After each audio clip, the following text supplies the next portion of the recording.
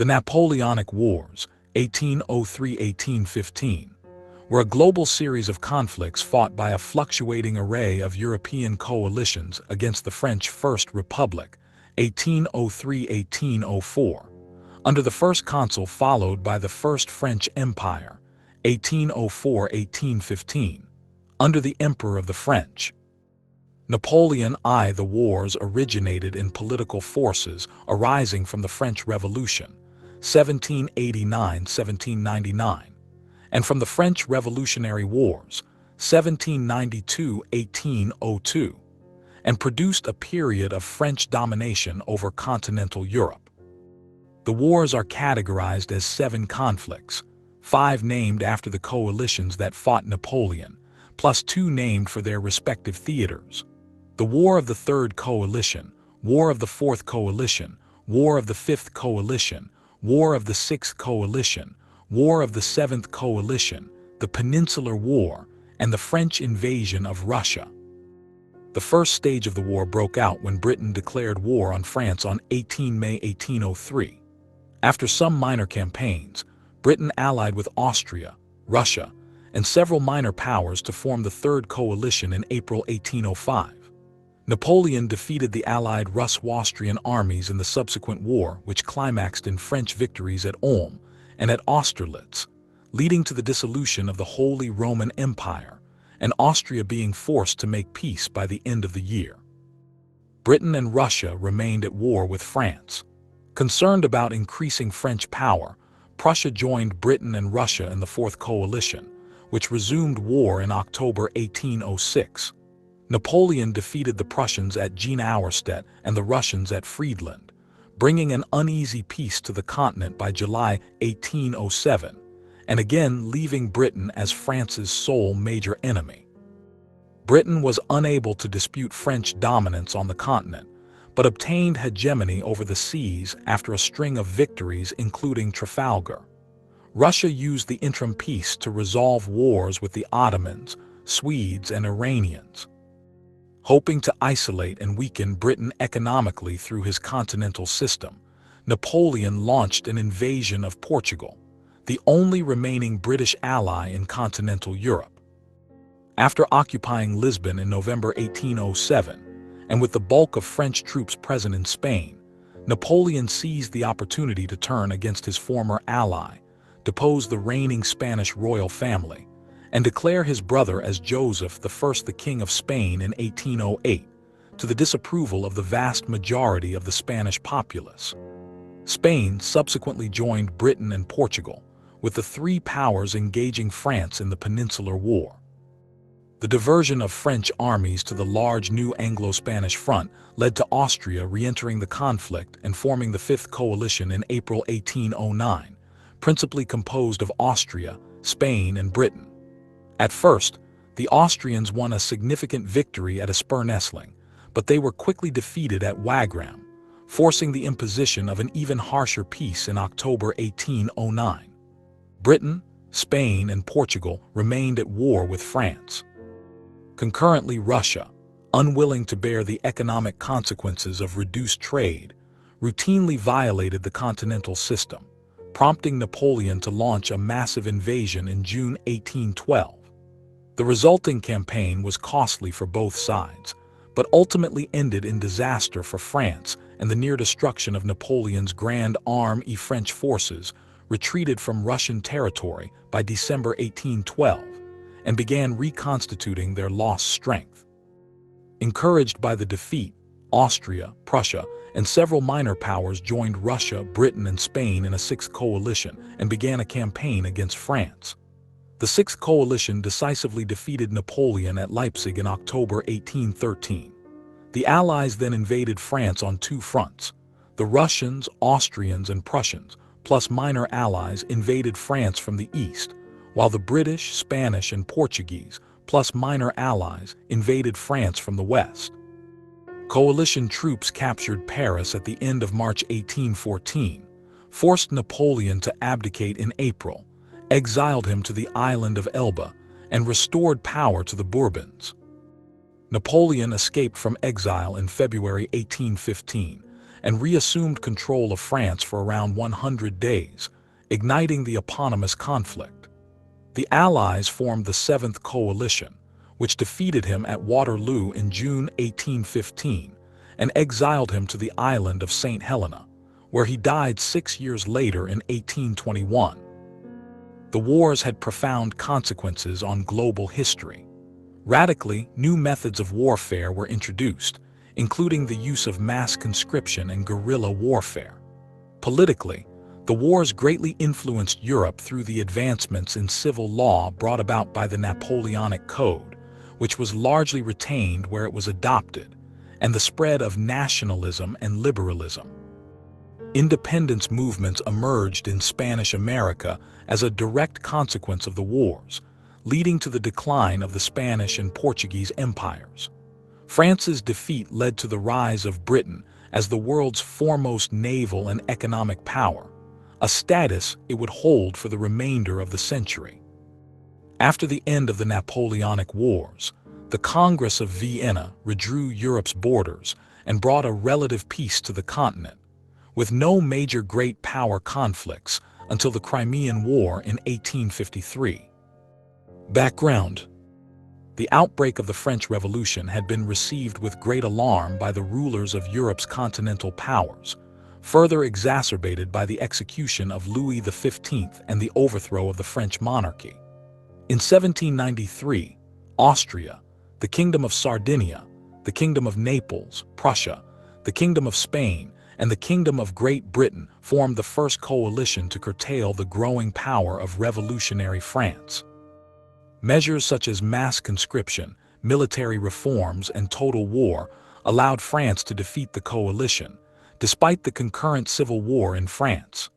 Napoleon, then a general of the French Revolutionary Army, forced the Austrians to sign the Treaty of Campo Formio, leaving only Great Britain opposed to the fledgling French Republic.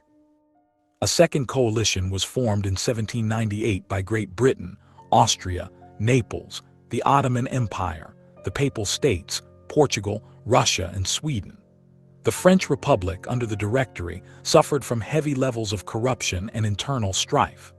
The new republic also lacked funds, no longer enjoying the services of Lazare Carnot, the Minister of War who had guided France to its victories during the early stages of the Revolution.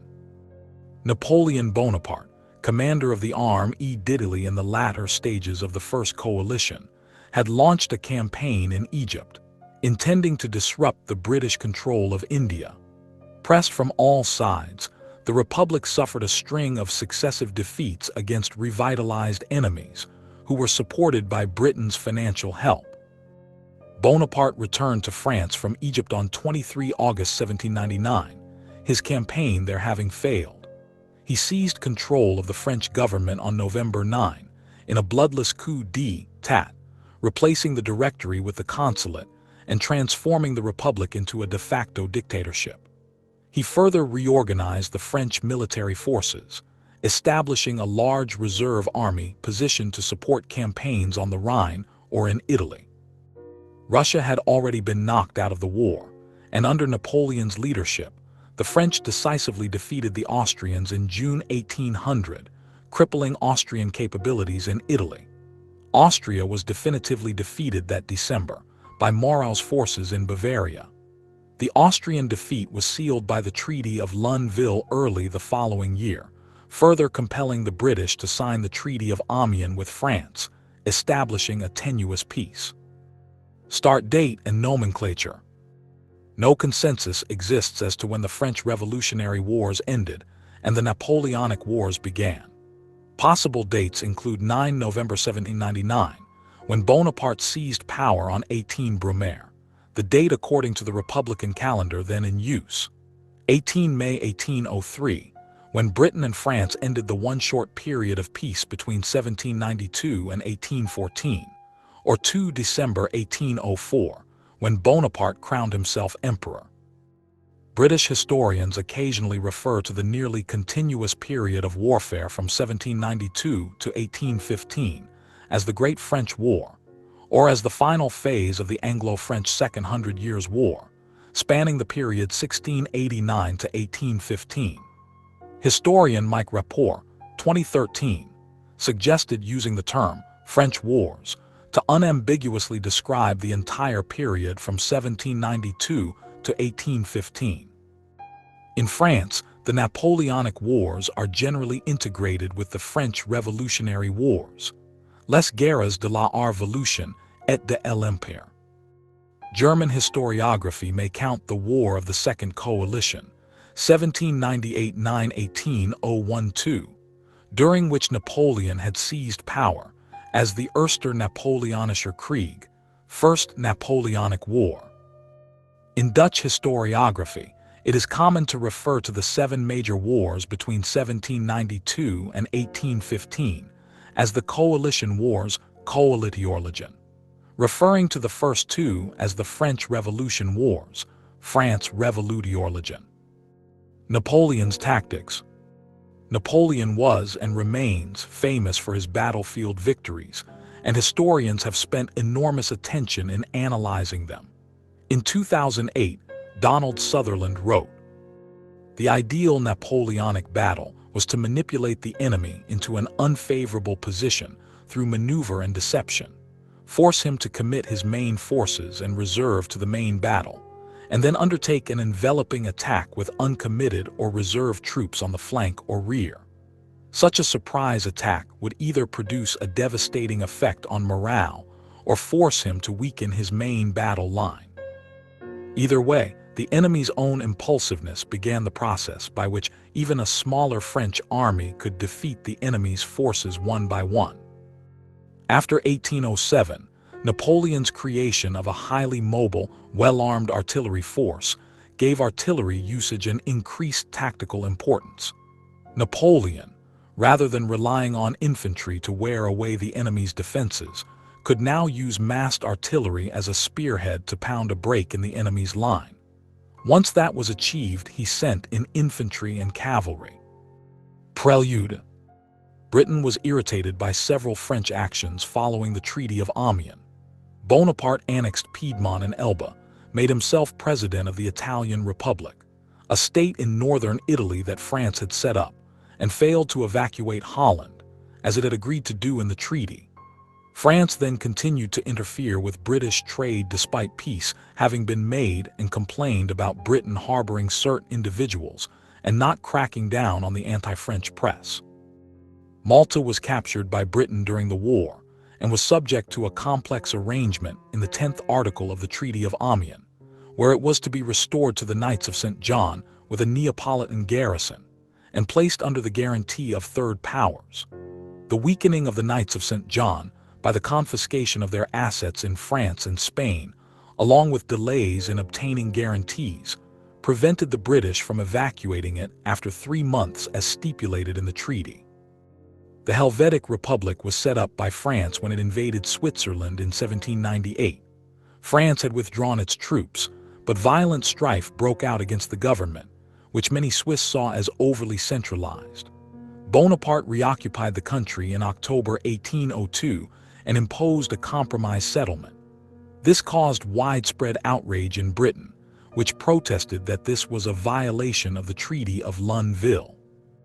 Although continental powers were unprepared to act, the British decided to send an agent to help the Swiss obtain supplies, and also sent secret orders to the Cape Colony to prevent a Dutch takeover. Swiss resistance collapsed before anything could be accomplished, and after a month, Britain countermanded the orders to not restore Cape Colony. At the same time, Russia finally joined the guarantee regarding Malta. Concerned that there would be hostilities when Bonaparte found out that Cape Colony had been retained, the British began to procrastinate on the evacuation of Malta. In January 1803, a government paper in France published a report from a commercial agent which noted the ease with which Egypt could be conquered. The British seized on this to demand satisfaction and security before evacuating Malta, which was a convenient stepping stone to Egypt. France disclaimed any desire to seize Egypt and asked what sort of satisfaction was required, but the British were unable to give a response. There was still no thought of going to war. Prime Minister Henry Addington publicly affirmed that Britain was in a state of peace.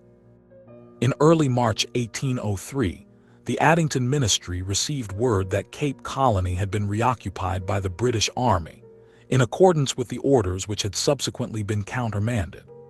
On 8 March, they ordered military preparations to guard against possible French retaliation, and justified them by claiming that it was only in response to French preparations, and that they were conducting serious negotiations with France.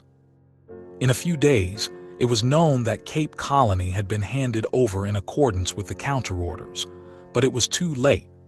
Bonaparte berated the British ambassador Lord Whitworth in front of 200 spectators over the military preparations. The Addington ministry realized they would face an inquiry over their reasons for the military preparations, and during April, unsuccessfully attempted to secure the support of William Pitt to shield them from damage. In the same month, the ministry issued an ultimatum to France, demanding a retention of Malta for at least 10 years, the permanent acquisition of the island of Lampedusa from the Kingdom of Sicily, and the evacuation of Holland. They also offered to recognize French gains in Italy if they evacuated Switzerland, and compensated the Kingdom of Sardinia for his territorial losses. France offered to place Malta in the hands of Russia to satisfy British concerns, pull out of Holland when Malta was evacuated, and form a convention to give satisfaction to Britain on other issues. The Addington ministry denied that Russia had made an offer, and Whitworth left Paris. Bonaparte sent a secret offer where he agreed to let Britain retain Malta if France could occupy the Otranto Peninsula in Naples. Such efforts were futile, and Britain declared war on 18 May 1803. War between Britain and France, 1803–1814. British motivations. Britain ended the uneasy truce created by the Treaty of Amiens when it had declared war on France in May 1803. The British were increasingly angered by Napoleon's reordering of the international system in Western Europe, especially in Switzerland, Germany, Italy, and the Netherlands. Kagan argues that Britain was especially alarmed by Napoleon's assertion of control over Switzerland. The British felt insulted when Napoleon said they deserved no voice in European affairs, even though King George was an elector of the Holy Roman Empire, and sought to censor the London newspapers that were vilifying him. Britain had a sense of loss of control, as well as loss of markets, and was worried by Napoleon's possible threat to its overseas colonies. Macklin argues that Britain went to war in 1803 out of a mixture of economic motives and national neuroses and irrational anxiety about Napoleon's motives and intentions. Macklin concludes that it proved to be the right choice for Britain because, in the long run, Napoleon's intentions were hostile to the British national interest. Napoleon was not ready for war, and so this was the best time for Britain to stop them. Britain seized upon the Malta issue, refusing to evacuate the island. The deeper British grievance with Napoleon was his attempts to assume personal control of Europe, making the international system unstable and forcing Britain to the sidelines. Numerous scholars have argued that Napoleon's aggressive posture made him enemies and cost him potential allies. As late as 1808, the Continental powers affirmed most of his gains and titles, but the continuing conflict with Britain led him to start the Peninsular War and the invasion of Russia, which many scholars see as a dramatic miscalculation. There was one serious attempt to negotiate peace with France during the war, made by Charles James Fox in 1806.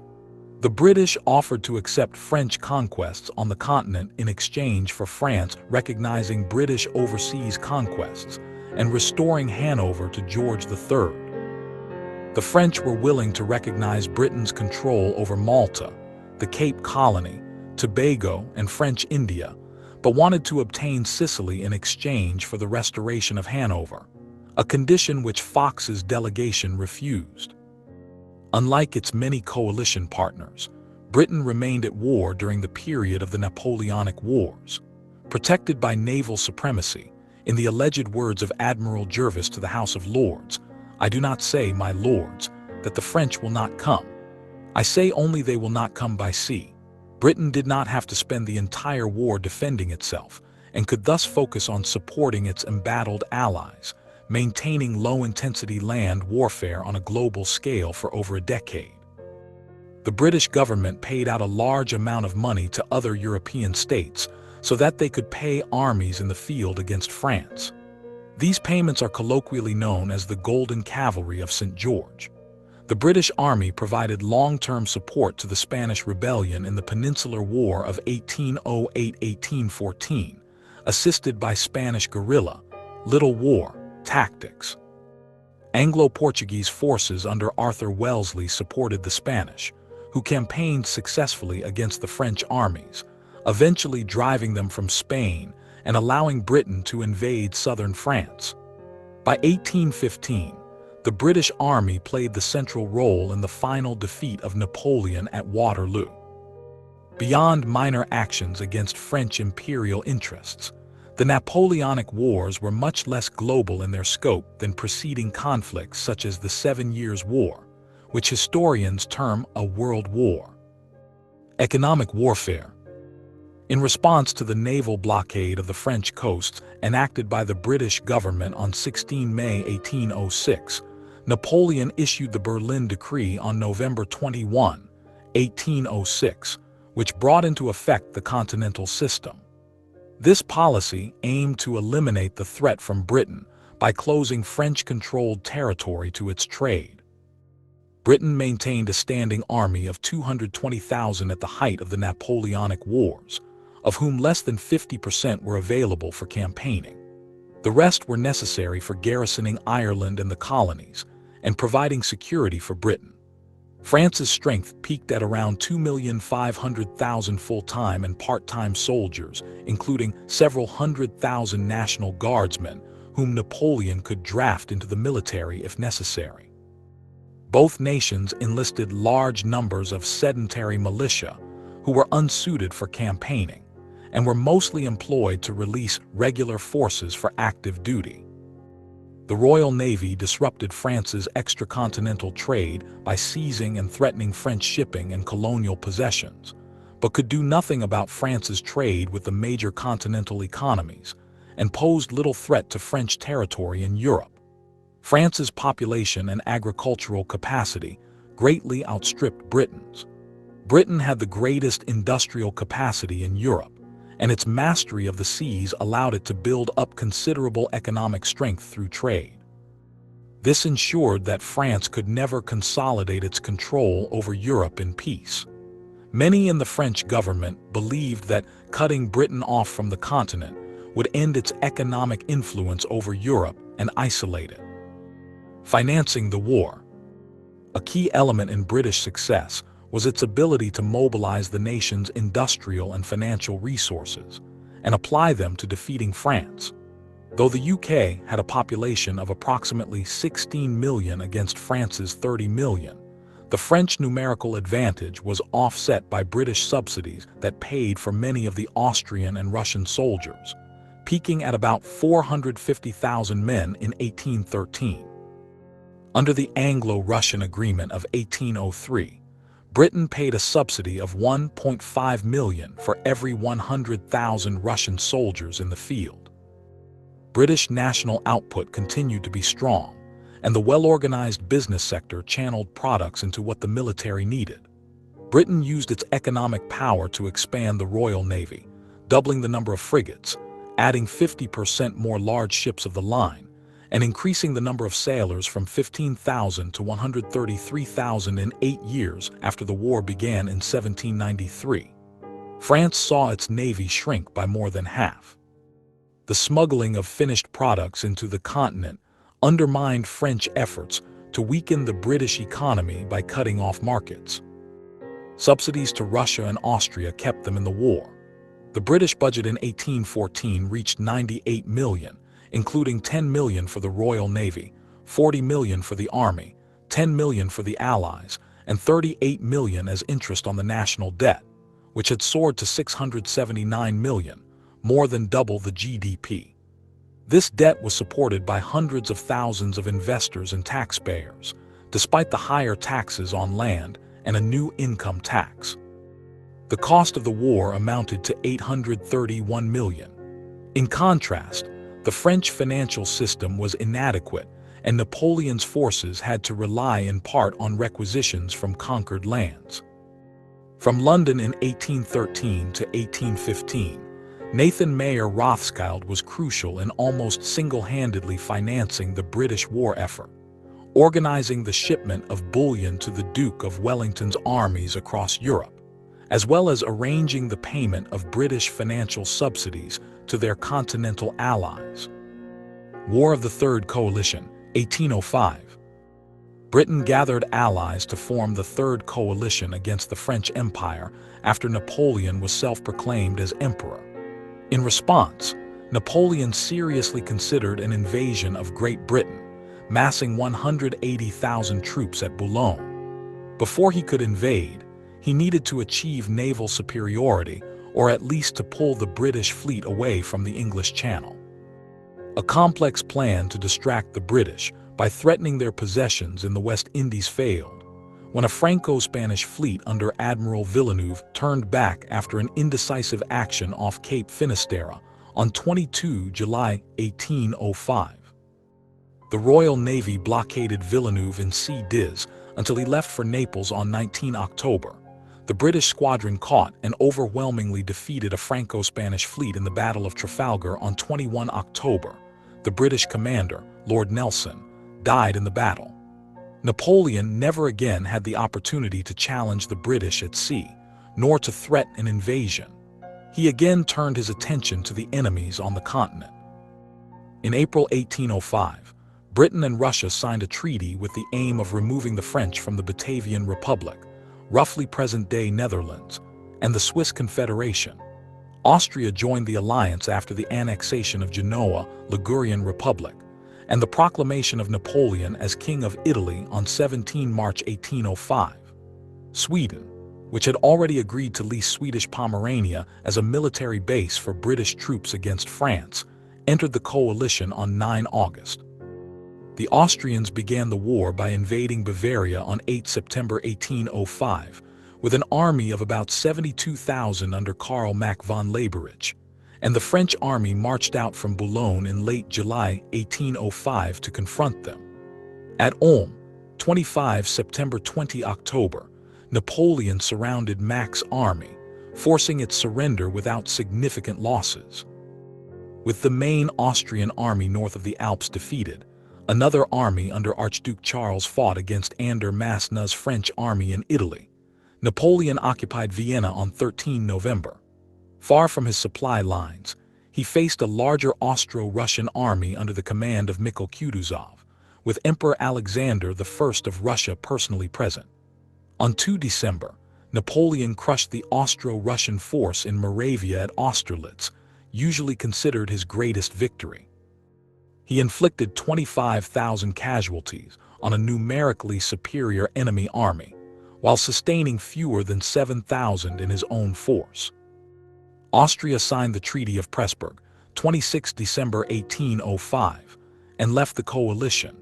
The treaty required the Austrians to give up Venetia to the French-dominated Kingdom of Italy and the Tyrol to Bavaria. With the withdrawal of Austria from the war, stalemate ensued. Napoleon's army had a record of continuous unbroken victories on land, but the full force of the Russian army had not yet come into play.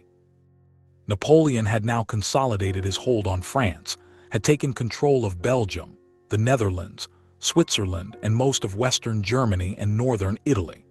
His admirers say that Napoleon wanted to stop now, but was forced to continue in order to gain greater security from the countries that refused to accept his conquests. Esdale rejects that explanation and instead says that it was a good time to stop expansion, for the major powers were ready to accept Napoleon as he was. In 1806, both Russia and Britain had been positively eager to make peace, and they might well have agreed to terms that would have left the Napoleonic Imperium almost completely intact. As for Austria and Prussia, they simply wanted to be left alone. To have secured a compromise peace, then, would have been comparatively easy, but Napoleon was prepared to make no concessions. War of the Fourth Coalition, 1806–1807. Within months of the collapse of the Third Coalition, the Fourth Coalition, 1806–1807, against France was formed by Britain, Prussia, Russia, Saxony, and Sweden. In July 1806, Napoleon formed the Confederation of the Rhine out of the many small German states which constituted the Rhineland and most other western parts of Germany. He amalgamated many of the smaller states into larger electorates, duchies, and kingdoms to make the governance of non-Prussian Germany smoother. Napoleon elevated the rulers of the two largest Confederation states, Saxony and Bavaria, to the status of kings. In August 1806, the Prussian king, Frederick William III, decided to go to war independently of any other great power. The army of Russia, a Prussian ally in particular, was too far away to assist. On October 8, 1806, Napoleon unleashed all the French forces east of the Rhine into Prussia. Napoleon defeated a Prussian army at Jena, 14 October 1806, and defeated another at Aours-DT on the same day. 160,000 French soldiers, increasing in number as the campaign went on, attacked Prussia, moving with such speed that they destroyed the entire Prussian army as an effective military force. Out of 250,000 troops, the Prussians sustained 25,000 casualties, lost a further 150,000 as prisoners, 4,000 artillery pieces, and over 100,000 muskets. At Jena, Napoleon had fought only a detachment of the Prussian force. The battle at Aours-DT involved a single French corps defeating the bulk of the Prussian army. Napoleon entered Berlin on 27 October 1806. He visited the tomb of Frederick the Great and instructed his marshals to remove their hats there, saying, "If he were alive, we wouldn't be here today." Napoleon had taken only 19 days from beginning his attack on Prussia to knock it out of the war with the capture of Berlin and the destruction of its principal armies at Jena and Aours-DT. Saxony abandoned Prussia, and together with small states from North Germany, allied with France. In the next stage of the war, the French drove Russian forces out of Poland and employed many Polish and German soldiers in several sieges in Silesia and Pomerania, with the assistance of Dutch and Italian soldiers in the latter case. Napoleon then turned north to confront the remainder of the Russian army and to try to capture the temporary Prussian capital at Königsberg. A tactical draw at Eylau, 7–8 February 1807, followed by capitulation at Danzig, 24 May 1807, and the Battle of Heilsberg, 10 June 1807, forced the Russians to withdraw further north. Napoleon decisively beat the Russian army at Friedland, 14 June 1807, following which Alexander had to make peace with Napoleon at Tilsit, 7 July 1807. In Germany and Poland, new Napoleonic client states, such as the Kingdom of Westphalia, Duchy of Warsaw, and Republic of Danzig, were established. Early that same year, the French besieged the fortified town of Kalburg, which resulted in a lifting of the siege by a peace treaty on 2 July. By September, Marshal Guillaume Brune completed the occupation of Swedish Pomerania, allowing the Swedish army to withdraw with all its munitions of war. Scandinavia and Finland. Britain's first response to Napoleon's continental system was to launch a major naval attack against Denmark. Although ostensibly neutral, Denmark was under heavy French and Russian pressure to pledge its fleet to Napoleon. London could not take the chance of ignoring the Danish threat. In August 1807, the Royal Navy besieged and bombarded Copenhagen, leading to the capture of the Dano-Norwegian fleet and assuring use of the sea lanes in the North and Baltic Seas for the British merchant fleet. Denmark joined the war on the side of France, but without a fleet it had little to offer, beginning an engagement in a naval guerrilla war in which small gunboats attacked larger British ships in Danish and Norwegian waters. Denmark also committed themselves to participate in a war against Sweden together with France and Russia. At Tilsit, Napoleon and Alexander had agreed that Russia should force Sweden to join the continental system, which led to a Russian invasion of Finland in February 1808, followed by a Danish declaration of war in March. Napoleon also sent an auxiliary corps, consisting of troops from France, Spain, and Holland, led by Marshal Jean-Baptiste Bernadotte, to Denmark to participate in the invasion of Sweden. But British naval superiority prevented the armies from crossing the Resund Strait, and the war came mainly to be fought along the Swedish-Norwegian border. At the Congress of Erfurt, September-October 1808, France and Russia further agreed on the division of Sweden into two parts separated by the Gulf of Bothnia, where the eastern part became the Russian Grand Duchy of Finland. British voluntary attempts to assist Sweden with humanitarian aid remained limited and did not prevent Sweden from adopting a more Napoleon-friendly policy. The war between Denmark and Britain effectively finished with a British victory at the Battle of Lyngør in 1812, involving the destruction of the last large Dano-Norwegian ship, the frigate Nageddon. Poland. In 1807, Napoleon created a powerful outpost of his empire in Central Europe. Poland had recently been partitioned by its three neighbors, but Napoleon created the Grand Duchy of Warsaw, which depended on France from the beginning. The duchy consisted of land seized by Austria and Prussia. Its Grand Duke was Napoleon's ally King Frederick Augustus I of Saxony, but Napoleon appointed the intendants who administered the country. The population of 4.3 million was released from occupation, and by 1814, sent about 200,000 men to Napoleon's armies. That included about 90,000 who marched with him to Moscow. Few marched back. The Russians strongly opposed any move towards an independent Poland, and one reason Napoleon invaded Russia in 1812 was to punish them. The Grand Duchy was absorbed into the Russian Empire as a semi-autonomous Congress Poland in 1815. Poland did not become a sovereign state again until 1918, following the collapse of the neighboring Russian, German, and Austro-Hungarian empires in the aftermath of World War I. Napoleon's impact on Poland was significant, including the Napoleonic legal code, the abolition of serfdom, and the introduction of modern middle-class bureaucracies. Peninsular War, 1808-1814. The Iberian conflict began when Portugal continued trade with Britain, despite French restrictions. When Spain failed to maintain the continental system, the uneasy Spanish alliance with France ended in all but name. French troops gradually encroached on Spanish territory until they occupied Madrid and installed a client monarchy. This provoked an explosion of popular rebellions across Spain. Heavy British involvement soon followed. After defeats in Spain suffered by France, Napoleon took charge and enjoyed success, retaking Madrid, defeating the Spanish, and forcing a withdrawal of the heavily outnumbered British army from the Iberian Peninsula. Battle of Corunna, 16 January 1809. But when he left, the guerrilla war against his forces in the countryside continued to tie down great numbers of troops.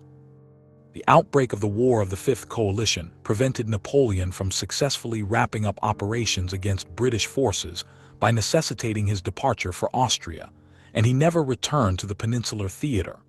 The British then sent in a fresh army under Sir Arthur Wellesley, later the Duke of Wellington. For a time, the British and Portuguese remained restricted to the area around Lisbon, behind their impregnable lines of Torres Vedras, while their Spanish allies were besieged in Cadiz. The Peninsular War proved a major disaster for France. Napoleon did well when he was in direct charge, but severe losses followed his departure, as he severely underestimated how much manpower would be needed. The effort in Spain was a drain on money, manpower, and prestige. Historian David Gates called it the Spanish ulcer. Napoleon realized it had been a disaster for his cause, writing later, "That unfortunate war destroyed me. All the circumstances of my disasters are bound up in that fatal knot. The Peninsular campaigns witnessed 60 major battles and 30 major sieges, more than any other of the Napoleonic conflicts, and lasted over 6 years, far longer than any of the others. France and her allies lost at least 91,000 killed in action and 237,000 wounded in the peninsula. From 1812, the Peninsular War merged with the War of the Sixth Coalition. War of the Fifth Coalition, 1809. The Fifth Coalition, 1809, of Britain and Austria against France formed as Britain engaged in the Peninsular War in Spain and Portugal. The sea became a major theater of war against Napoleon's allies. Austria, previously an ally of France, took the opportunity to attempt to restore its imperial territories in Germany as held prior to Austerlitz. During the time of the Fifth Coalition, the Royal Navy won a succession of victories in the French colonies. On land, the major battles included battles of Racine, Eckmühl, Raab, Espernessling, and Wagram.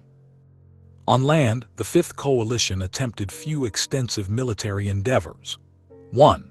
The Walcheren Expedition of 1809 involved a dual effort by the British Army and the Royal Navy to relieve Austrian forces under intense French pressure. It ended in disaster after the Army commander, John Pitt, 2nd Earl of Chatham, failed to capture the objective, the naval base of French-controlled Antwerp.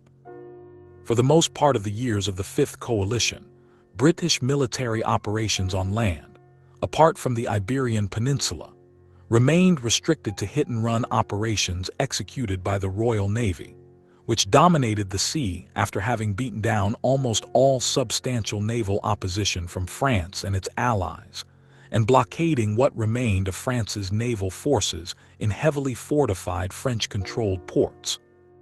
These rapid attack operations were aimed mostly at destroying blockaded French naval and mercantile shipping, and the disruption of French supplies, communications, and military units stationed near the coasts. Often, when British allies attempted military actions within several dozen miles or so of the sea, the Royal Navy would arrive, land troops and supplies, and aid the coalition's land forces in a concerted operation. Royal Navy ships even provided artillery support against French units when fighting strayed near enough to the coastline. The ability and quality of the land forces governed these operations. For example, when operating with inexperienced guerrilla forces in Spain, the Royal Navy sometimes failed to achieve its objectives because of the lack of manpower that the Navy's guerrilla allies had promised to supply. Austria achieved some initial victories against the thinly spread army of Marshal Berthier. Napoleon left Berthier with only 170,000 men to defend France's entire eastern frontier. In the 1790s, 800,000 men had carried out the same task, but holding a much shorter front. In the east, the Austrians drove into the Duchy of Warsaw, but did not achieve their objectives at the Battle of Racine on 19 April 1809. The army of the Duchy of Warsaw captured West Galicia following its earlier success.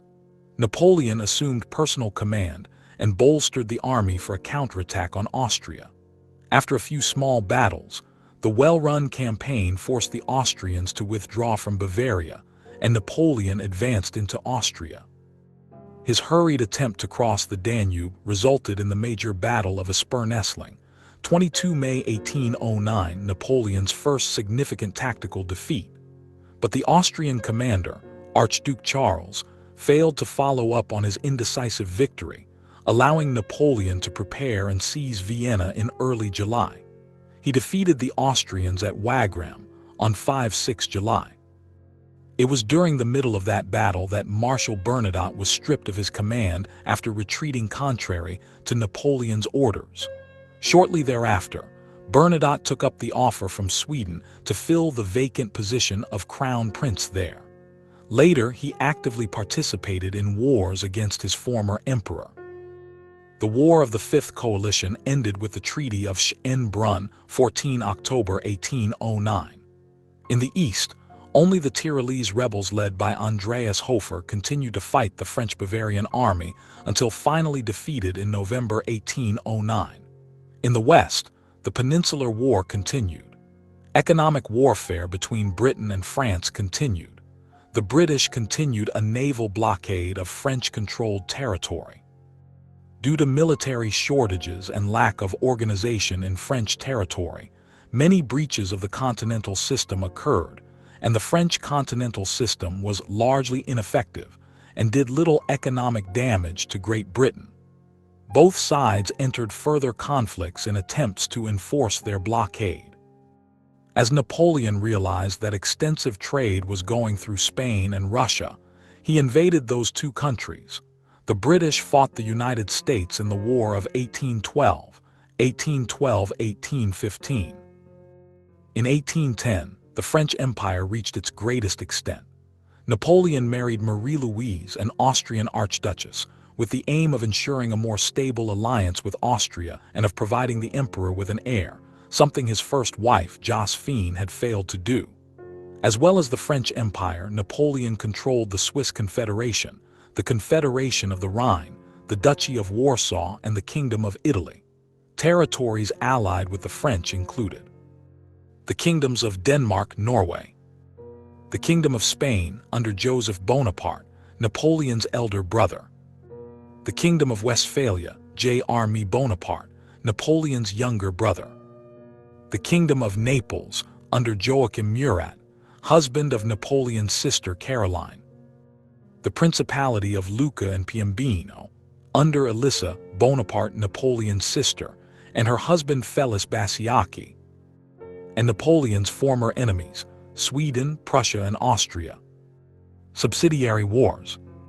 The Napoleonic Wars were the direct cause of wars in the Americas and elsewhere. Serbian Revolution. The Serbian Revolution coincided with the Russo-Turkish War, 1806-1812, in which the French diplomat, Horace Fran ois Bastian S. Bastiani de la Porta, played a very important role in provoking the war, which were a proxy conflict of the coalition wars, having most of the time Serbs revolutionaries the support of the Russian Empire, while the Ottoman Empire was an ally of the French Empire. This was due to the fact that both empires feared Napoleon's moves to the east, as the subsequent Peace of Pressburg brought France into Balkan affairs.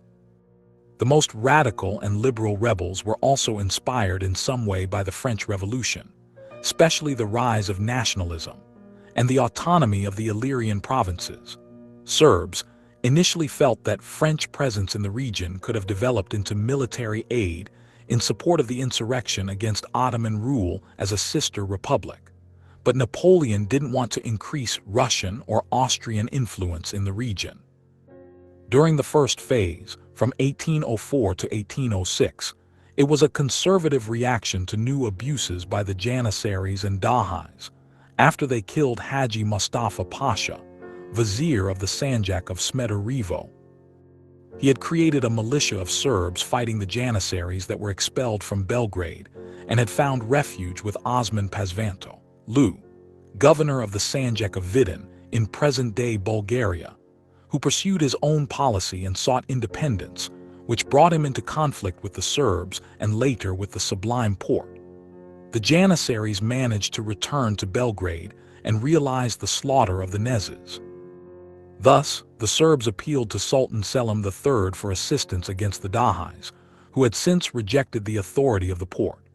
Also, Kara or E negotiated with the Austrian captain Sajtinsky.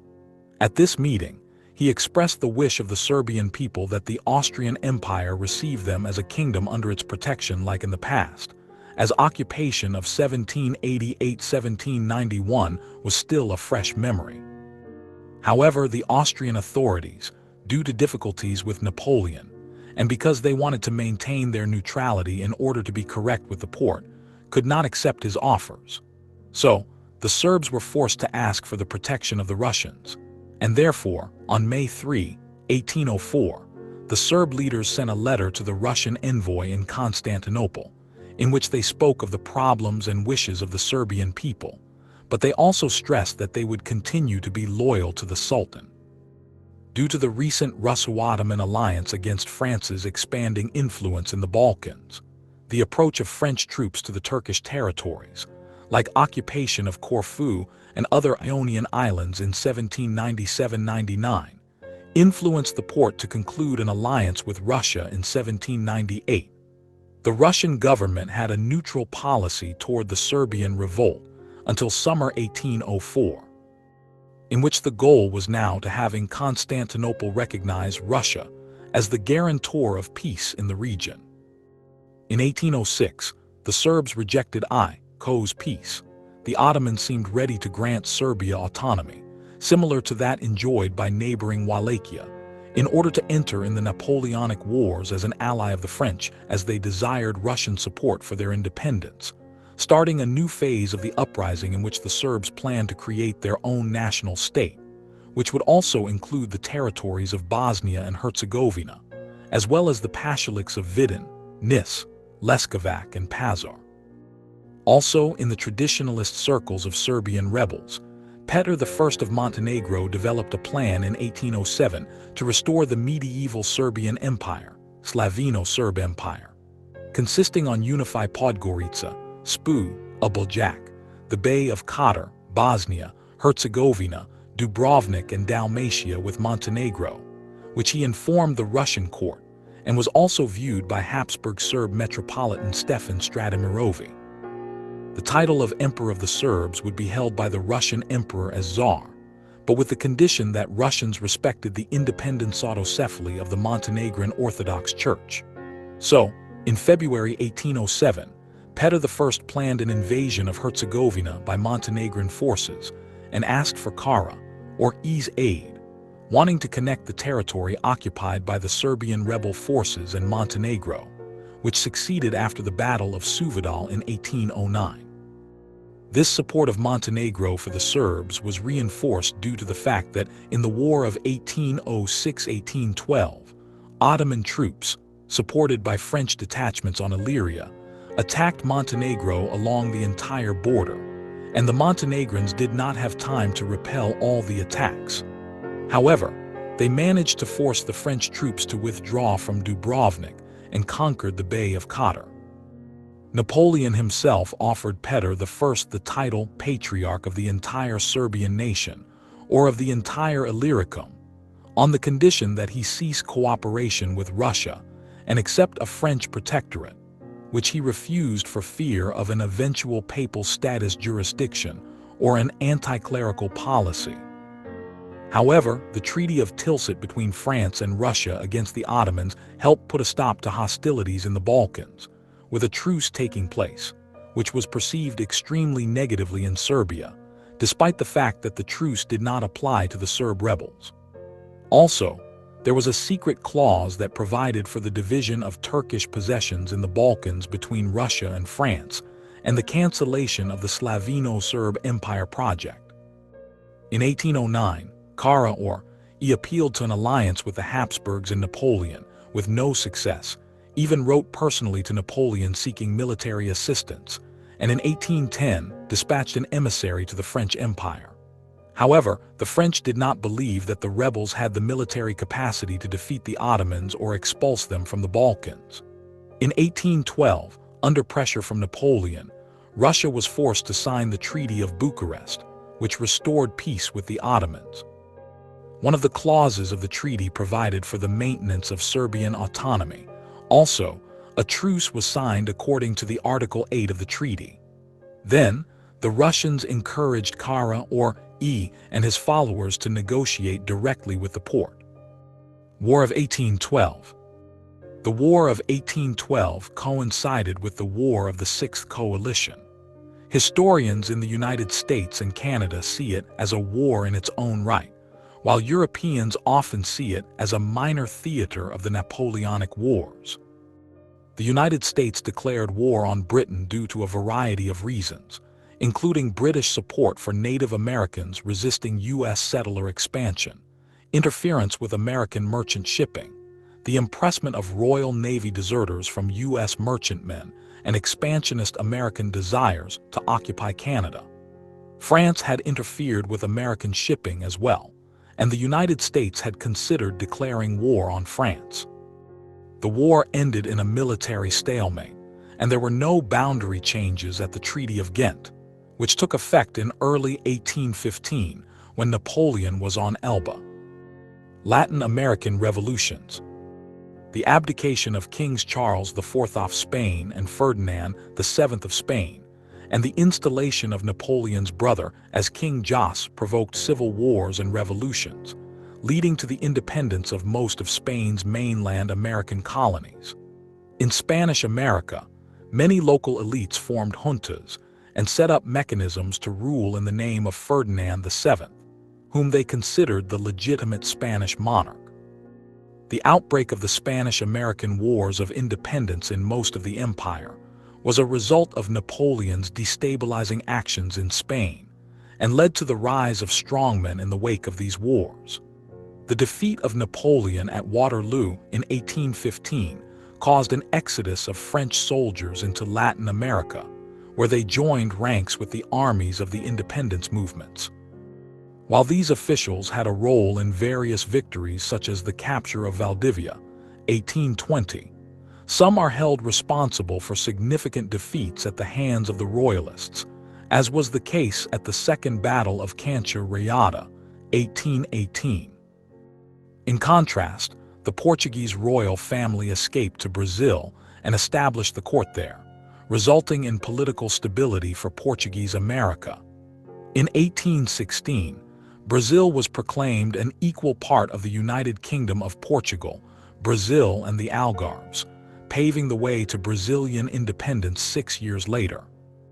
The Haitian Revolution began in 1791, just before the French Revolutionary Wars, and continued until 1804. France's defeat resulted in the independence of Saint-Domingue and led Napoleon to sell the territory making up the Louisiana Purchase to the United States. Barbary Wars.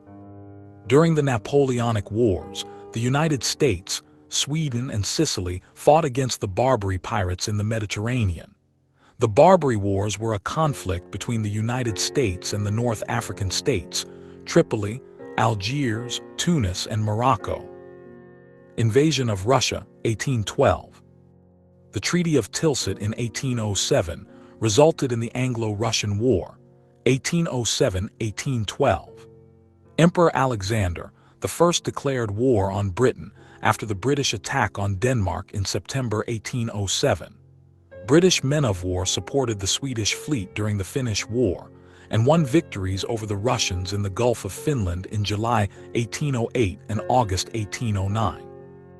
The success of the Russian army on land, however, forced Sweden to sign peace treaties with Russia in 1809 and with France in 1810, and to join the blockade against Britain. But Franco-Russian relations would become progressively worse after 1810, and the Russian war with Britain effectively ended. In April 1812, Britain, Russia, and Sweden signed secret agreements directed against Napoleon. The central issue for both Emperor Napoleon I and Tsar Alexander I was control over Poland. Each wanted a semi-independent Poland he could control. As Esdale notes, implicit in the idea of a Russian Poland was, of course, a war against Napoleon. Schroeder says Poland was the root cause of Napoleon's war with Russia, but Russia's refusal to support the continental system was also a factor. In 1812, at the height of his power, Napoleon invaded Russia with a pan-European Grand Army consisting of 450,000 men, 200,000 Frenchmen, and many soldiers of allies or subject areas. The French forces crossed the Niemen River on 24 June 1812. Russia proclaimed a patriotic war, and Napoleon proclaimed a Second Polish War. The Poles supplied almost 100,000 men for the invasion force, but against their expectations, Napoleon avoided any concessions to Poland, having in mind further negotiations with Russia. The Grand Army marched through Russia, winning some relatively minor engagements, and the major battle of Smolensk on 16-18 August. In the same days, Part of the French army led by Marshal Nicolas Oudinot was stopped in the Battle of Polotsk by the right wing of the Russian army, under command of General Peter Wittgenstein. This prevented the French march on the Russian capital, St. Petersburg. The fate of the invasion was decided in Moscow, where Napoleon led his forces in person. The main Imperial Russian army was commanded by Field Marshal Michael Andreas Barclay de Tolly, who recognized that Napoleon's immediate goal was a decisive battle to crush the main Russian force in the west. In response, the Russian army used scorched earth tactics as it withdrew east and harried the Grand Arm E with light Cossack cavalry. The Grand Arm E did not adjust its operational methods in response. Provisioning such an enormous army with adequate food and fresh water had proven difficult since the very start of the campaign, exacerbated by the sparse terrain of western Russia. Diseases such as typhus and dysentery rapidly became rampant among the rank and file. These factors led to most of the losses of the main column of the Grand Arm E, which in one case amounted to 95,000 men, including deserters, in a week. The main Russian army retreated for almost 3 months. This constant retreat led to the increasing unpopularity of Barclay de Tolly, who was a Baltic German and already mistrusted by the Russian elite, and a respected Russian veteran, Prince Mikhail Kutuzov, was made the new commander-in-chief by Tsar Alexander. Finally, the two armies engaged in the Battle of Borodino on 7 September in the vicinity of Moscow. The battle was the largest and bloodiest single-day action of the Napoleonic Wars, involving more than 250,000 men and resulting in at least 70,000 casualties. The battle was indecisive. The French captured the main positions on the battlefield but failed to destroy the Russian army.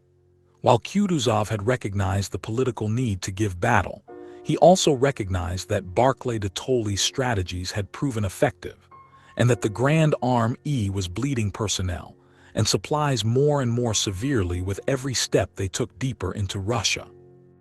Napoleon's logistical difficulties meant that French casualties simply could not be replaced, whereas the Russian army could reinforce itself far more readily.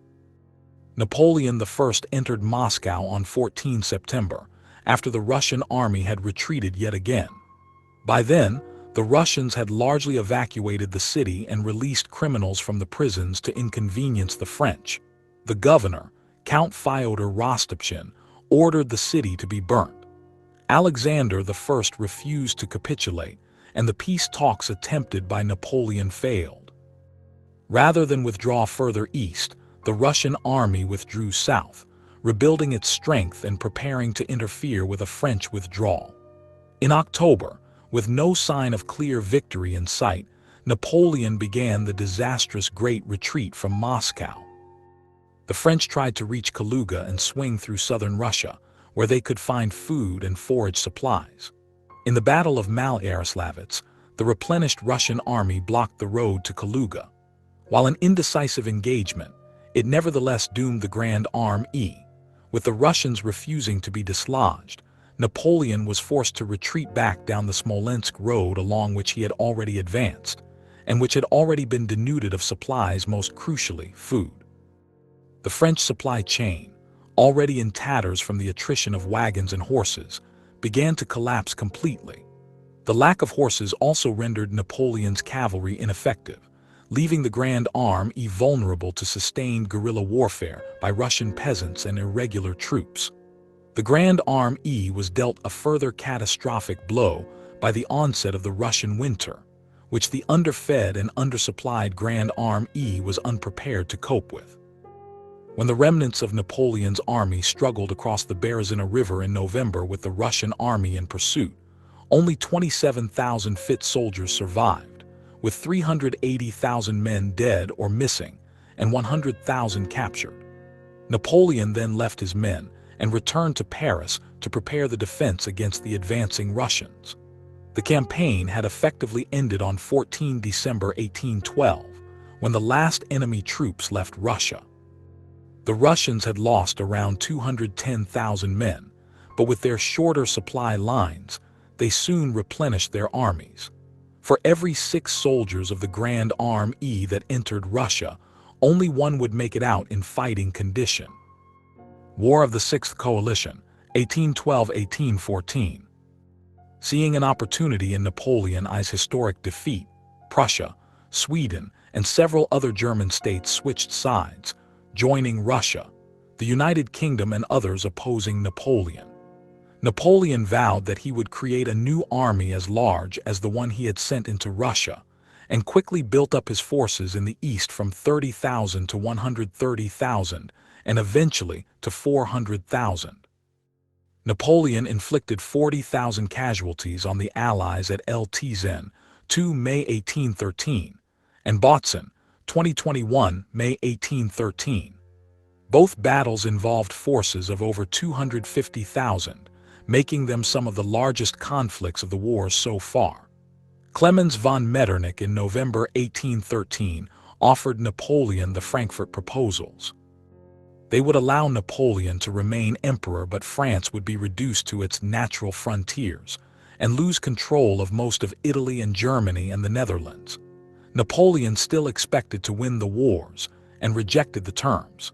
By 1814, as the Allies were closing in on Paris, Napoleon I did agree to the Frankfurt Proposals, but it was too late, and he rejected the new harsher terms proposed by the Allies. In the Peninsular War, Arthur Wellesley, 1st Duke of Wellington, renewed the Anglo-Portuguese advance into Spain just after New Year in 1812, besieging and capturing the fortified towns of Ciudad Rodrigo, Badajoz, and crushing a French army at the Battle of Salamanca. As the French regrouped, the Anglo-Portuguese entered Madrid and advanced towards Burgos, before retreating all the way to Portugal when renewed French concentrations threatened to trap them. As a consequence of the Salamanca campaign, the French were forced to end their long siege of Cadiz and to permanently evacuate the provinces of Andalusia and Asturias. In a strategic move, Wellesley planned to move his supply base from Lisbon to Santander. The Anglo-Portuguese forces swept northwards in late May and seized Burgos. On 21 June at Vitoria, the combined Anglo-Portuguese and Spanish armies won against Joseph Bonaparte, finally breaking French power in Spain. The French had to retreat from the Iberian Peninsula over the Pyrenees.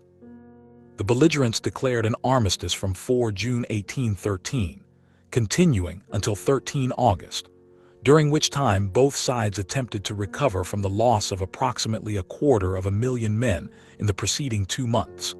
During this time, coalition negotiations finally brought Austria out in open opposition to France.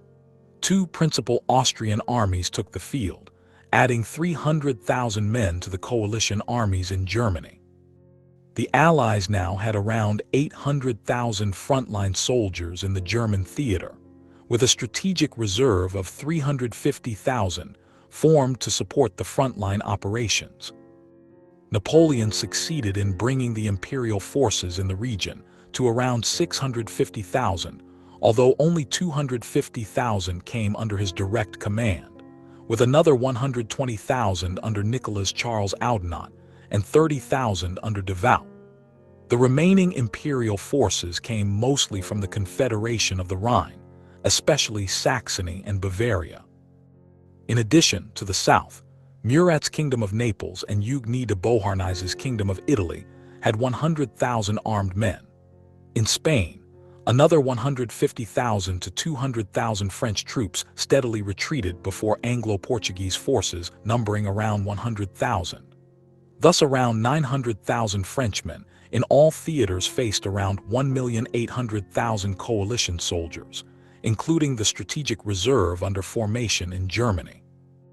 The gross figures may mislead slightly, as most of the German troops fighting on the side of the French fought at best unreliably and stood on the verge of defecting to the Allies. One can reasonably say that Napoleon could count on no more than 450,000 men in Germany, which left him outnumbered about 4-1. Following the end of the armistice, Napoleon seemed to have regained the initiative at Dresden, August 1813, where he once again defeated a numerically superior coalition army and inflicted enormous casualties, while sustaining relatively few. The failures of his marshals and a slow resumption of the offensive on his part cost him any advantage that this victory might have secured.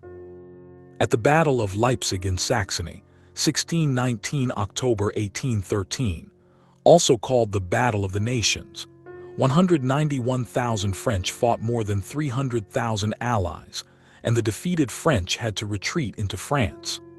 After the French withdrawal from Germany, Napoleon's remaining ally, Denmark-Norway, became isolated and fell to the coalition. Napoleon then fought a series of battles in France, including the Battle of Arcis-sur-Aube, but the overwhelming numbers of the Allies steadily forced him back. The Allies entered Paris on 30 March 1814. During this time, Napoleon fought his 6 days campaign, in which he won many battles against the enemy forces advancing towards Paris. During this entire campaign, he never managed to field more than 70,000 men against more than 500,000 coalition soldiers. At the Treaty of Chaumont, 9 March 1814, the Allies agreed to preserve the coalition until Napoleon's total defeat. Napoleon determined to fight on, even now incapable of fathoming his fall from power. During the campaign, he had issued a decree for 900,000 fresh conscripts, but only a fraction of these materialized, and Napoleon's schemes for victory eventually gave way to the reality of his hopeless situation. Napoleon abdicated on 6 April. Occasional military actions continued in Italy, Spain, and Holland in early 1814. An armistice was signed with the Allied powers on 23 April 1814. The First Treaty of Paris, signed on 30 May 1814, officially ended the War of the Sixth Coalition. The victors exiled Napoleon to the island of Elba and restored the French Bourbon monarchy in the person of Louis XVIII. They signed the Treaty of Fontainebleau, 11 April 1814, and initiated the Congress of Vienna to redraw the map of Europe. War of the Seventh Coalition, 1815. The Seventh Coalition, 1815, pitted Britain, Russia, Prussia, Sweden, Switzerland, Austria, the Netherlands, and several smaller German states against France. The period known as the 100 Days began after Napoleon escaped from Elba and landed at Cannes, 1 March 1815. Traveling to Paris, picking up support as he went, he eventually overthrew Louis XVIII. The Allies rapidly gathered their armies to meet him again. Napoleon raised 280,000 men, whom he distributed among several armies. To add to the 90,000-strong standing army, he recalled well over 250,000 veterans from past campaigns and issued a decree for the eventual draft of around 2.5 million new men into the French army, which was never achieved. This faced an initial coalition force of about 700,000, although coalition campaign plans provided for 1 million frontline soldiers, supported by around 200,000 garrison, logistics, and other auxiliary personnel. Napoleon took about 124,000 men of the Army of the North on a preemptive strike against the Allies in Belgium. He intended to attack the coalition armies before they combined, in hope of driving the British into the sea and the Prussians out of the war. His march to the frontier achieved the surprise he had planned, catching the Anglo-Dutch army in a dispersed arrangement.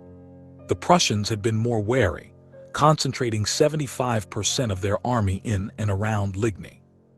The Prussians forced the Armée du Nord to fight all the day of the 15th to reach Ligny in a delaying action by the Prussian First Corps. He forced Prussia to fight at Ligny on 16 June 1815, and the defeated Prussians retreated in disorder. On the same day, the left wing of the Armée du Nord, under the command of Marshal Michel-Ney, succeeded in stopping any of Wellington's forces going to aid Scheer's Prussians by fighting a blocking action at Quatre Bras. Ney failed to clear the crossroads and Wellington reinforced the position. But with the Prussian retreat, Wellington too had to retreat. He fell back to a previously reconnoitered position on an escarpment at Mont Saint-Jean, a few miles south of the village of Waterloo. Napoleon took the reserve of the Army of the North and reunited his forces with those of Ney to pursue Wellington's army, after he ordered Marshal Grouchy to take the right wing of the Army of the North and stop the Prussians regrouping. In the first of a series of miscalculations, both Grouchy and Napoleon failed to realize that the Prussian forces were already reorganized and were assembling at the city of Wavre. The French army did nothing to stop a rather leisurely retreat that took place throughout the night and into the early morning by the Prussians. As the 4th, 1st, and 2nd Prussian Corps marched through the town towards Waterloo, the 3rd Prussian Corps took up blocking positions across the river, and although Grouchy engaged and defeated the Prussian rearguard under the command of Lt. von Thielmann in the Battle of Wavre, 1819 June, it was 12 hours too late. In the end, 17,000 Prussians had kept 33,000 badly needed French reinforcements off the field. Napoleon delayed the start of fighting at the Battle of Waterloo on the morning of 18 June for several hours while he waited for the ground to dry after the previous night's rain. By late afternoon, the French army had not succeeded in driving Wellington's forces from the escarpment on which they stood. When the Prussians arrived and attacked the French right flank in ever-increasing numbers, Napoleon's strategy of keeping the coalition armies divided had failed, and a combined coalition general advance drove his army from the field in confusion. Grouchy organized a successful and well-ordered retreat towards Paris, where Marshal Devout had 117,000 men ready to turn back the 116,000 men of Bellechair and Wellington. General Vandamme was defeated at the Battle of Issy, and negotiations for surrender had begun. On arriving at Paris 3 days after Waterloo, Napoleon still clung to the hope of a concerted national resistance, but the temper of the legislative chambers, and of the public generally, did not favor his view. Lacking support, Napoleon abdicated again on 22 June 1815, and on 15 July he surrendered to the British squadron at Rochefort. The Allies exiled him to the remote South Atlantic island of St. Helena, where he died on 5 May 1821.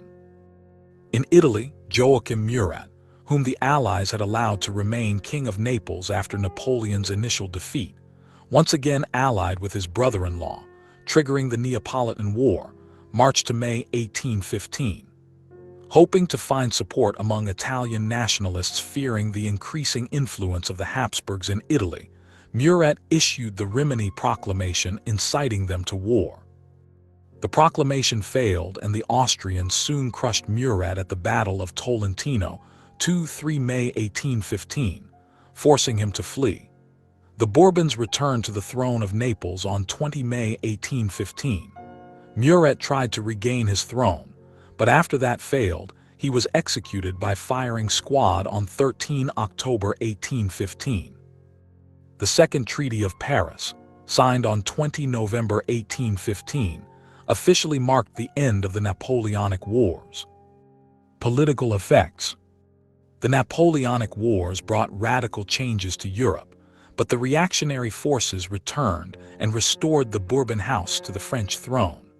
Napoleon had succeeded in bringing most of Western Europe under one rule. In most European countries, subjugation in the French Empire brought with it many liberal features of the French Revolution, including democracy, due process in courts, abolition of serfdom, reduction of the power of the Catholic Church, and demand for constitutional limits on monarchs. The increasing voice of the middle classes with rising commerce and industry meant that restored European monarchs found it difficult to restore pre-revolutionary absolutism, and had to retain many of the reforms enacted during Napoleon's rule. Institutional legacies remain to this day in the form of civil law, with clearly defined codes of law, an enduring legacy of the Napoleonic Code. France's constant warfare with the combined forces of different combinations of, and eventually all, of the other major powers of Europe for over 2 decades finally took its toll. By the end of the Napoleonic Wars, France no longer held the role of the dominant power in continental Europe, as it had since the times of Louis XIV, as the Congress of Vienna produced a balance of power by resizing the main powers so they could balance each other and remain at peace. In this regard, Prussia was restored in its former borders and also received large chunks of Poland and Saxony. Greatly enlarged, Prussia became a permanent great power. In order to drag Prussia's attention towards the West and France, the Congress also gave the Rhineland and Westphalia to Prussia. These industrial regions transformed agrarian Prussia into an industrial leader in the 19th century. Britain emerged as the most important economic power, and its Royal Navy held unquestioned naval superiority across the globe well into the 20th century. After the Napoleonic period, nationalism, a relatively new movement, became increasingly significant. This shaped much of the course of future European history. Its growth spelled the beginning of some states and the end of others, as the map of Europe changed dramatically in the 100 years following the Napoleonic era. Rule by fiefdoms and aristocracy was widely replaced by national ideologies based on shared origins and culture. Bonaparte's reign over Europe sowed the seeds for the founding of the nation-states of Germany and Italy by starting the process of consolidating city-states, kingdoms, and principalities. At the end of the war, Denmark was forced to cede Norway to Sweden mainly as a compensation for the loss of Finland, which the other coalition members agreed to. But because Norway had signed its own constitution on 17 May 1814, Sweden initiated the Swedish-Norwegian War, 1814. The war was a short one taking place between 26 July 14 August 1814, and was a Swedish victory that put Norway into a personal union with Sweden. The union was peacefully dissolved in 1905. The United Kingdom of the Netherlands, created as a buffer state against France, dissolved rapidly with the independence of Belgium in 1830. The Napoleonic Wars also played a key role in the independence of the Latin American colonies from Spain and Portugal. The conflict weakened the authority and military power of Spain, especially after the Battle of Trafalgar. There were many uprisings in Spanish America, leading to the Wars of Independence. In Portuguese America, Brazil experienced greater autonomy as it now served as seat of the Portuguese Empire and ascended politically to the status of kingdom. These events also contributed to the Portuguese Liberal Revolution in 1820 and the independence of Brazil in 1822. The century of relative transatlantic peace, after the Congress of Vienna, enabled the greatest intercontinental migration in human history, beginning with a big spurt of immigration after the release of the dam erected by the Napoleonic Wars. Immigration inflows relative to the U.S. population rose to record levels, peaking at 1.6% in 1850-51. As 30 million Europeans relocated to the United States between 1815 and 1914. Another concept emerged from the Congress of Vienna, that of a unified Europe. After his defeat, Napoleon deplored the fact that his dream of a free and peaceful European association remained unaccomplished. Such a European association would share the same principles of government, system of measurement, currency, and civil code. 1.5 centuries later, and after 2 world wars, several of these ideals re-emerged in the form of the European Union. Military legacies. In large scope, until the time of Napoleon, European states employed relatively small armies, made up of both national soldiers and mercenaries. These regulars were highly drilled, professional soldiers. Ancient Argime armies could only deploy small field armies due to rudimentary staffs and comprehensive yet cumbersome logistics.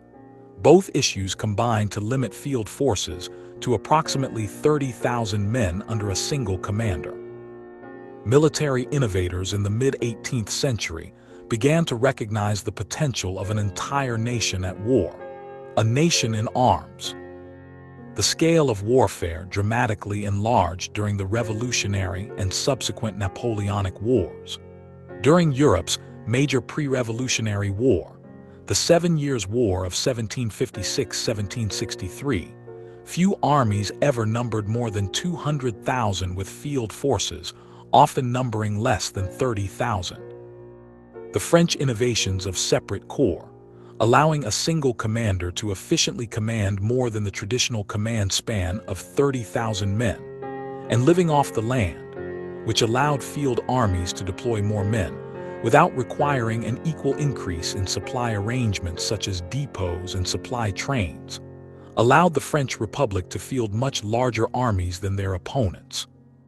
Napoleon ensured during the time of the French Republic that separate French field armies operated as a single army under his control, often allowing him to substantially outnumber his opponents. This forced his continental opponents to also increase the size of their armies, moving away from the traditional small, well-drilled ancient Argime armies of the 18th century to mass conscript armies. The Battle of Marengo, which largely ended the War of the Second Coalition, was fought with fewer than 60,000 men on both sides. The Battle of Austerlitz, which ended the War of the Third Coalition, involved fewer than 160,000 men. The Battle of Friedland, which led to peace with Russia in 1807, involved about 150,000 men. After these defeats, the Continental powers developed various forms of mass conscription to allow them to face France on even terms, and the size of field armies increased rapidly. The Battle of Wagram of 1809 involved 300,000 men, and 500,000 fought at Leipzig in 1813, of whom 150,000 were killed or wounded. About 1 million French soldiers became casualties, wounded, invalided, or killed, a higher proportion than in the First World War. The European total may have reached 5 million military deaths, including disease. France had the second largest population in Europe by the end of the 18th century, 28 million, as compared to Britain's 12 million and Russia's 35 to 40 million. It was well poised to take advantage of the lève en masse. Before Napoleon's efforts, Lazare Carnot played a large part in the reorganization of the French Revolutionary Army from 1793 to 1794, a time which saw previous French misfortunes reversed, with Republican armies advancing on all fronts. The French army peaked in size in the 1790s, with 1.5 million Frenchmen enlisted, although battlefield strength was much less. Haphazard bookkeeping, rudimentary medical support, and lax recruitment standards ensured that many soldiers either never existed, fell ill, or were unable to withstand the physical demands of soldiering. About 2.8 million Frenchmen fought on land, and about 150,000 at sea, bringing the total for France to almost 3 million combatants during almost 25 years of warfare. Britain had 750,000 men under arms between 1792 and 1815, as its army expanded from 40,000 men in 1793 to a peak of 250,000 men in 1813. Over 250,000 sailors served in the Royal Navy. In September 1812, Russia had 900,000 enlisted men in its army, and between 1799 and 1815, 2.1 million men served in its army. Another 200,000 served in the Imperial Russian Navy. Out of the 900,000 men, the field armies deployed against France numbered less than 250,000. There are no consistent statistics for other major combatants. Austria's forces peaked at about 576,000 during the War of the Sixth Coalition, and had little or no naval component, yet never fielded more than 250,000 men in field armies. After Britain, Austria proved the most persistent enemy of France. More than 1 million Austrians served during the Long Wars. Its large army was overall quite homogeneous and solid, and in 1813 operated in Germany, 140,000 men, Italy and the Balkans, 90,000 men at its peak, about 50,000 men during most of the campaigning on these fronts. Austria's manpower was becoming quite limited towards the end of the wars, leading its generals to favor cautious and conservative strategies to limit their losses. Prussia never had more than 320,000 men under arms at any time. In 1813–1815, the core of its army, about 100,000 men, was characterized by competence and determination, but the bulk of its forces consisted of second- and third-line troops, as well as militiamen of variable strength. Many of these troops performed reasonably well and often displayed considerable bravery, but lacked the professionalism of their regular counterparts and were not as well equipped. Others were largely unfit for operations, except sieges. During the 1813 campaign, 130,000 men were used in the military operations, with 100,000 effectively participating in the main German campaign, and about 30,000 being used to besiege isolated French garrisons. Spain's armies also peaked at around 200,000 men, not including more than 50,000 guerrillas scattered over Spain. In addition, the Maratha Empire, the Ottoman Empire, Italy, Naples, and the Duchy of Warsaw each had more than 100,000 men under arms. Even small nations now had armies rivaling the size of the great powers' forces of past wars, but most of these were poor quality forces only suitable for garrison duties. The size of their combat forces remained modest, yet they could still provide a welcome addition to the major powers.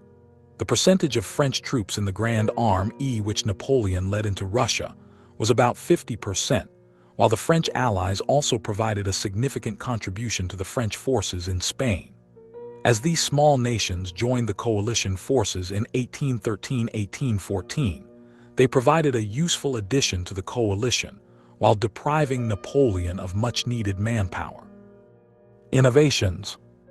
The initial stages of the Industrial Revolution had much to do with larger military forces. It became easy to mass-produce weapons, and thus to equip larger forces. Britain was the largest single manufacturer of armaments in this period. It supplied most of the weapons used by the coalition powers throughout the conflicts. France produced the second largest total of armaments, equipping its own huge forces as well as those of the Confederation of the Rhine and other allies. Napoleon showed innovative tendencies in his use of mobility to offset numerical disadvantages, as demonstrated in the rout of the Austro-Russian forces in 1805 in the Battle of Austerlitz. The French army redefined the role of artillery, forming independent mobile units, as opposed to the previous tradition of attaching artillery pieces in support of troops. The semaphore system had allowed the French War Minister, Carnot, to communicate with French forces on the frontiers throughout the 1790s. The French continued to use this system throughout the Napoleonic Wars. Aerial surveillance was used for the first time when the French used a hot air balloon to survey coalition positions before the Battle of Fleurus on 26 June 1794. Total War. Historians have explored how the Napoleonic Wars became total wars. Most historians argue that the escalation in size and scope came from two sources. First was the ideological clash between revolutionary egalitarian and conservative hierarchical belief systems. Second was the emergence of nationalism in France, Germany, Spain, and elsewhere that made these people's wars instead of contests between monarchs. Bell has argued that even more important than ideology and nationalism were the intellectual transformations in the culture of war that came about through the Age of Enlightenment. One factor, he says, is that war was no longer a routine event but a transforming experience for societies, a total experience. Secondly, the military emerged in its own right as a separate sphere of society, distinct from the ordinary civilian world. The French Revolution made every civilian a part of the war machine, either as a soldier through universal conscription, or as a vital cog in the home front machinery supporting and supplying the army. Out of that, says Bell, came militarism, the belief that the military role was morally superior to the civilian role in times of great national crisis. The fighting army represented the essence of the nation's soul. As Napoleon proclaimed, "It is the soldier who founds a republic, and it is the soldier who maintains it." Napoleon said on his career, "I closed the gulf of anarchy and brought order out of chaos. I rewarded merit regardless of birth or wealth, wherever I found it. I abolished feudalism and restored equality to all religion and before the law. I fought the decrepit monarchies of the old regime because the alternative was the destruction of all this. I purified the revolution." Use of military intelligence. Intelligence played a pivotal factor throughout the Napoleonic Wars and could very well have changed the tide of war. The use and misuse of military intelligence dictated the course of many major battles during the Napoleonic Wars. Some of the major battles that were dictated by the use of intelligence include the Battle of Waterloo, Battle of Leipzig, Battle of Salamanca, and the Battle of Vittoria. A major exception to the greater use of superior military intelligence to claim victory was the Battle of Jena in 1806. At the Battle of Jena, even Prussian superior military intelligence was not enough to counter the sheer military force of Napoleon's armies. The use of intelligence varied greatly across the major world powers of the war. Napoleon at this time had more supply of intelligence given to him than any French general before him. However, Napoleon was not an advocate of military intelligence at this time, as he often found it unreliable and inaccurate when compared to his own preconceived notions of the enemy. Napoleon rather studied his enemy via domestic newspapers, diplomatic publications, maps, and prior documents of military engagements in the theaters of war in which he would operate. It was this stout and constant study of the enemy which made Napoleon the military mastermind of his time. Whereas, his opponents Britain, Austria, Prussia, and Russia were much more reliant on traditional intelligence-gathering methods and were much quicker and more willing to act on them. The methods of intelligence during these wars were to include the formation of vast and complex networks of corresponding agents, code breaking, and cryptanalysis. The greatest cipher to be used to hide military operations during this time was known as the Great Paris Cipher used by the French. However, thanks to the hard work of British codebreakers like George Scoville, the British were able to crack French ciphers and gain vast amounts of military intelligence on Napoleon and his armies. Diplomatic espionage. French diplomat Talleyrand served as a source of intelligence for the coalition powers against Napoleon. At the Congress of Erfurt in September-October 1808, Talleyrand secretly counseled Tsar Alexander. Alexander's attitude towards Napoleon was one of apprehensive opposition. Talleyrand believed Napoleon would eventually destroy the empire he had worked to build across multiple rulers. After his resignation in 1807 from the ministry, Talleyrand began to accept bribes from hostile powers, mainly Austria, but also Russia, to betray Napoleon's secrets. Various agents of Napoleon were known such as Madame d'Oettinger. In fiction, the Napoleonic Wars were a defining event of the early 19th century and inspired many works of fiction, from then until the present day. Leo Tolstoy's epic novel War and Peace recounts Napoleon's wars between 1805 and 1812, especially the disastrous 1812 invasion of Russia and subsequent retreat from a Russian perspective.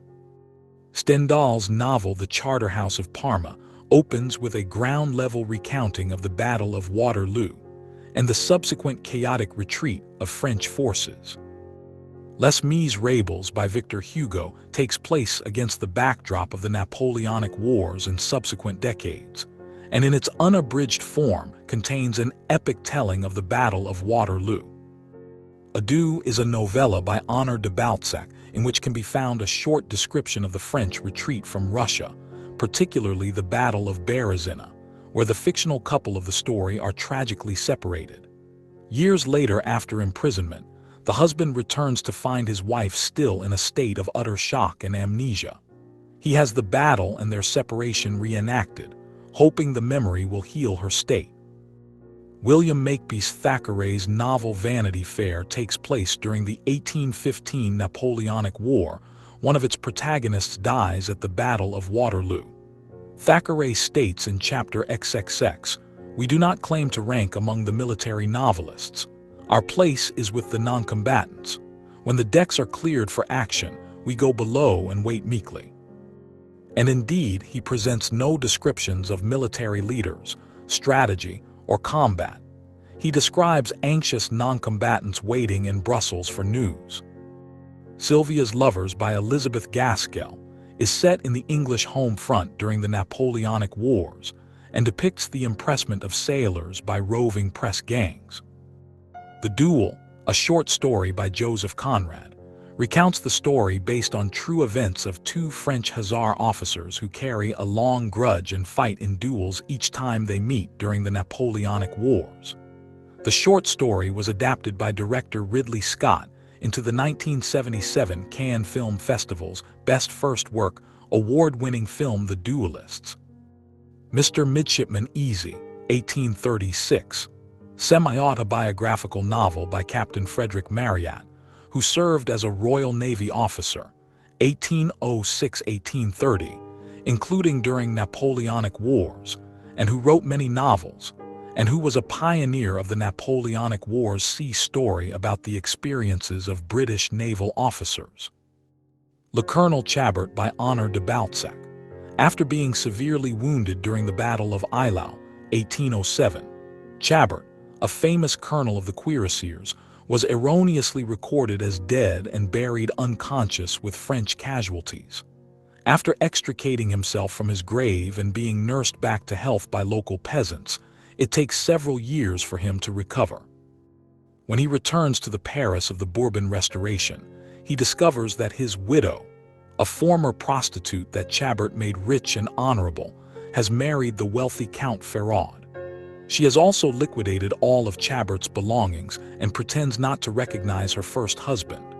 Seeking to regain his name and monies that were wrongly given away as inheritance, he hires Derville, an attorney, to win back his money and his honor. A poem, Borodino, by Mikhail Lermontov describes the Battle of Borodino from the perspective of the poet's uncle, a Russian officer. The Count of Monte Cristo by Alexander Dumas starts during the tail end of the Napoleonic Wars. The main character, Edmond Dantes, suffers imprisonment following false accusations of Bonapartist leanings. The novelist Jane Austen lived much of her life during the French, Revolutionary and Napoleonic Wars, and two of her brothers served in the Royal Navy. Austen almost never refers to specific dates or historical events in her novels, but wartime England forms part of the general backdrop to several of them. In Pride and Prejudice, 1813, but possibly written during the 1790s, the local militia, civilian volunteers, has been called up for home defense, and its officers play an important role in the plot. In Mansfield Park, 1814, Fanny Price's brother William is a midshipman officer in training in the Royal Navy, and in Persuasion, 1818, Frederick Wentworth and several other characters are naval officers recently returned from service. Charlotte Brant's novel Shirley, 1849, set during the Napoleonic Wars, explores some of the economic effects of war on rural Yorkshire. Arthur Conan Doyle's Brigadier Gerard serves as a French soldier during the Napoleonic Wars. Fyodor Dostoevsky's book, The Idiot, had a character, General Ivolgin, who witnessed and recounted his relationship with Napoleon during the campaign of Russia. Roger Brooke is a fictional secret agent and Napoleonic Wars era gallant, later identified as the Chevalier de Brooke, in a series of 12 novels by Dennis Wheatley. The Hornblower books by C.S. Forester follow the naval career of Horatio Hornblower during the Napoleonic Wars. The 1951 film, Captain Horatio Hornblower, starring Gregory Peck and Virginia Mayo, and directed by Rael Walsh, is a film adaptation based on Forester's series of novels. Also by C.S. Forester, 2 novels of the Peninsular War in Spain and Portugal. Death to the French, 1932, published in the United States under the title Rifleman Dodd. And The Gun, 1933, later made into a 1957 film, The Pride and the Passion, with Cary Grant, Frank Sinatra, Sophia Loren, directed by Stanley Kramer. R. F. Delderfield, 2 novels about the Napoleonic Wars. 7 Men of Gascony, 1949, about 7 French infantrymen serving in a succession of Napoleonic campaigns, and Too Few for Drums, 1964, about British soldiers cut off behind the French lines in Portugal in 1810 during the Peninsular War. The Aubrey Maturin series of novels is a sequence of 20 historical novels by Patrick O'Brian, portraying the rise of Jack Aubrey from lieutenant to rear admiral during the Napoleonic Wars. The film Master and Commander, The Far Side of the World, starring Russell Crowe, and directed by Peter Weir, is based on this series of books. The Sharpe series by Bernard Cornwell stars the character Richard Sharpe, a soldier in the British Army who fights throughout the Napoleonic Wars. It was adapted into the Sharpe TV series starring Sean Bean.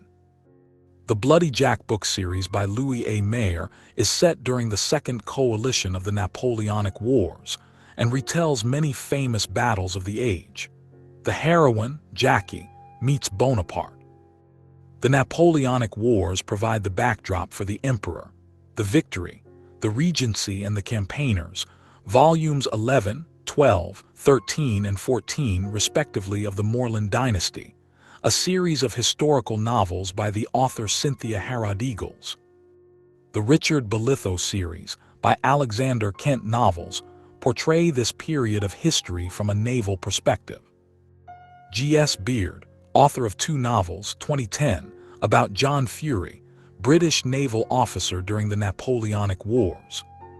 Napoleon's Blackguards, a novel by Stephen McGarry, set in Spain during the Napoleonic Wars about the travails of an elite unit of Napoleon's Irish Legion.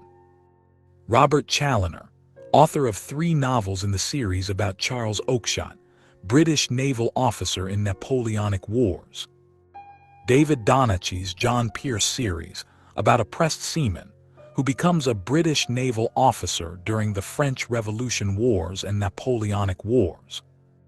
Julian Stockwin's Thomas Kidd series portrays one man's journey from pressed man to admiral in the time of the French and Napoleonic Wars. Simon Scarrow Napoleonic series, Rise of Napoleon and Wellington from humble beginnings to history's most remarkable and notable leaders. 4 books in the series. The Lord Ramage series by Dudley Pope takes place during the Napoleonic Wars. Jeanette Winterson's 1987 novel The Passion. Georgette Heyer's 1937 novel, An Infamous Army, recounts the fortunes of a family in the run-up to and during the course of the Battle of Waterloo. Heyer's novel is noted for its meticulous research on the progress of the battle, combining her noted period romance writing with her detailed research into Regency history.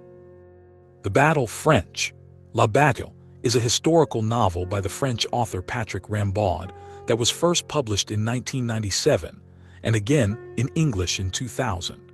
The book describes the 1809 Battle of Spur-Nestling between the French Empire under Napoleon and the Austrian Empire. The novel was awarded the Prix Goncourt and the Grand Prix du Roman de l'Académie Française for 1997. In Jasper Kent's novel 12, 1812 Russian Invasion serves as a base story for the book.